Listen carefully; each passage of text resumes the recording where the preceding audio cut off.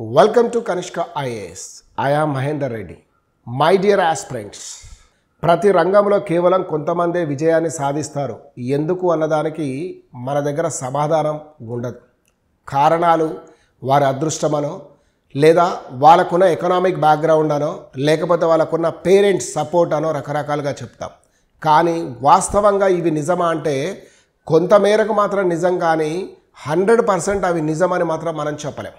ఎవరైతే జీవితంలో పైకి రావాలి, ఫలానా రంగంలో తను నిష్ణాతుడిగా ఉండాలి, తన ఎగ్జామ్స్లో తను సక్సెస్ఫుల్గా ఉండాలి అని కోరుకున్నవాడు నమ్మేది ఒకటే ఏంటంటే తను ప్రణాళికాబద్ధంగా కష్టపడడం అనేది అంటాం. దీన్నే రకరకాల పదాలతో స్మార్ట్ వర్క్ అని, ప్లానింగ్ అని ఎన్ని చెప్పినా ఇది ఒకటైతే, ముఖ్యంగా వారు ఎంత కష్టం వచ్చినా చెలించకుండా చిత్తశుద్ధితోటి లక్ష్య సాధనకై పరుగు తీస్తారో వారి జీవితంలో విజయాలే తప్ప అపజయాలు కనిపించవు.